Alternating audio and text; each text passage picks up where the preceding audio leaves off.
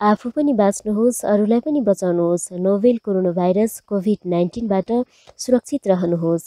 देश विदेश तथा यस धरतीको विभिन्न भूभागबाट हामीलाई हौवा अनलाइन टिभी तपाईँहरूकै दुःख सुखका साथीलाई हेरेर बसिरहनु भएको यहाँहरू सबैमा सेवा हौवा नमस्कार। भाषा संस्कार संस्कृति सम्वर्धन गर्दै साहित्य सूचना र मनोरञ्जनात्मक प्रस्तुतिहरू पस्किँदै आइरहेको यस हौवा अनलाइन टिभीमा यहाँहरूलाई स्वागत छ। म बिमला चामलिङको। भर्खरै सुरु गरिएको यस हौवा अनलाइन टिभीलाई यहाँहरूले गर्नुभएको भरपुर माया र सद्भावको लागि हामी सपरिवार आभारी छौँ र आगामी दिनमा पनि यस्तै मायाको अपेक्षा गर्दछौँ। हामी हजुरहरूको साथ र माया बिना अपुरो छौँ। यदि हजुरहरूले यस हौवा अनलाइन टिभी पहिलो पटक हेर्दै हुनुहुन्छ भने यो टिभी यहाँहरूको आफ्नै हो। आफ्नै सम्झेर लाइक, कमेन्ट, सेयर र सब्सक्राइब गरिदिनु हुन विनम्र अनुरोध गर्दै म आजको कार्यक्रम अगाडि बढाउन चाहन्छु। आजको कार्यक्रम सदाको भन्दा अलिक फरक रहेको छ। विश्वव्यापी नोभेल कोरोना भाइरसको असरले गर्दा आजको कार्यक्रममा हाम्रा पाहुना भनौँ अर्थात् अतिथिलाई समावेश गराउन सकेको छैन। त्यसैले आजको कार्यक्रममा म आफ्नै कविता वाचन गरेर यहाँहरूलाई सुनाउने प्रयास गर्दैछु। मेरो कविता सुनिदिनु होला है त। कविताको शीर्षक रहेको छ सम्बोधन सरकारलाई। ए सरकार, तिमी को हो त्यो त थाहा छैन, त्यही पनि तिमीलाई सम्बोधन गर्दैछु। ए सरकार, तिमी को हो त्यो त मलाई थाहा छैन, त्यही पनि तिमीलाई सम्बोधन गर्दैछु। म हुँदा खाने होइन, हुने खानेमै गनिन्छु। मसँग ब्याङ्कमा पैसा छ, 2-4वटा घर छ, मेरो नाममा प्रशस्त जग्गा जमिन छ अनि 1-2वटा कम्पनी पनि छ। म हुँदा खाने होइन, हुने खानेमै गनिन्छु। मसँग ब्याङ्कमा पैसा छ, 2-4वटा घर छ, मेरो नाममा प्रशस्त जग्गा जमिन छ अनि 1-2वटा कम्पनी पनि छ। सरकार, तर पनि आज गोजी रित्तिएपछि एक ट्याब्लेट सिटामोल किन्न नसकेर हातमा लगाइरहेको घडीसँग साट्दैछु, उसै त ज्वरोले ग्रसित म। सरकार, तर पनि आज गोजी रित्तिएपछि एक ट्याब्लेट सिटामोल किन्न नसकेर हातमा लगाइरहेको घडीसँग साट्दैछु, उसै त ज्वरोले ग्रसित म। त्यसैमाथि हातमा घडी नहुँदा कुन रात कुन दिन छुट्याउन गाह्रो छ। अँध्यारो बन्द कोठालाई हस्पिटलको शैय्या सम्झिँदै जीवन मृत्युसँग लड्दैछु, आफै भित्र प्रश्न जन्माउँदै कतै कोरोना त होइन? लक्षण उस्तै छ, ठ्याक्कै कोरोना भाइरसको जस्तै।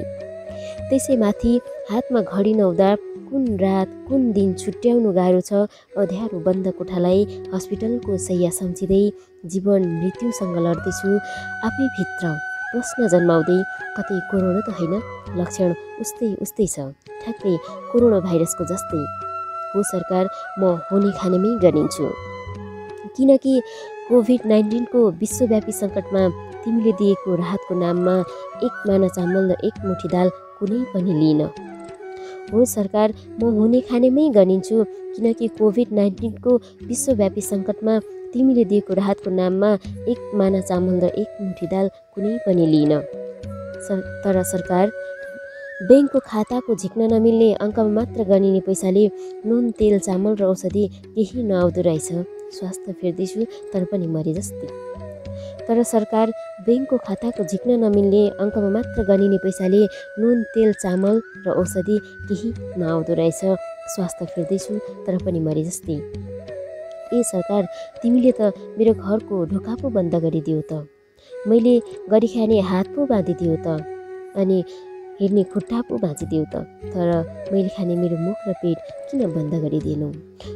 ए सरकार, तिमीले त मेरो घरको ढोका पो बन्द गरिदियो त, मैले गरी खाने हात पो बाँधिदियो त अनि हिँड्ने खुट्टा पो भाँचिदियो त, तर मैले खाने मेरो मुख र पेट किन बन्द गरिदिएनौ?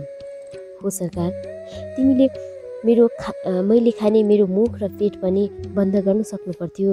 हेर त अहिले म हुने खानेको त हालत यस्तो छ, अझै हुँदा खानेको स्थिति कस्तो होला? हो सरकार, तिमीले मैले खाने मेरो मुख र पेट पनि बन्द गर्न सक्नु पर्थ्यो। हेर त अहिले म हुने खानेको त हालत यस्तो छ, अझै हुँदा खानेको स्थिति कस्तो होला? हुँदा खाने बिरामी वृद्ध र अपाङ्गको स्थिति तिमीले महसुस गर्न पनि सक्दैनौ। हुँदा खाने बिरामी वृद्ध र अपाङ्गको स्थिति तिमीले महसुस गर्न पनि सक्दैनौ।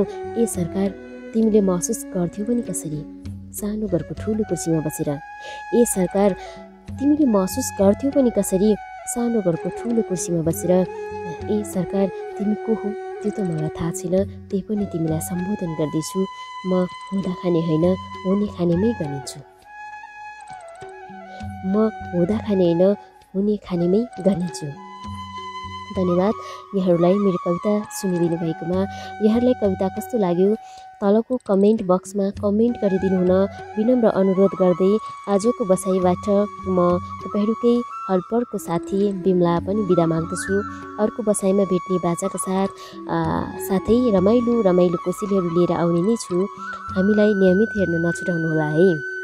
यतिन्जेलसम्म कविता सुनेर हेरेर साथ दिनुभएकोमा धन्यवाद भन्दै म ओझेल पढ्न चाहन्छु।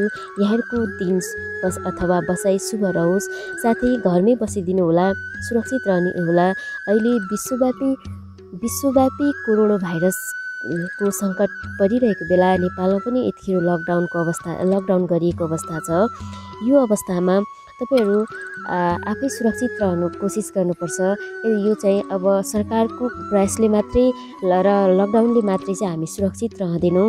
त्यसै कारण जतिसक्दो घरमै बस्नुहोला, सुरक्षित बस्नुहोला, सुरक्षित रहनुहोला है त भन्दै बिदा चाहन्छु। हस्त बाई बाई, फेरि भेटौँला।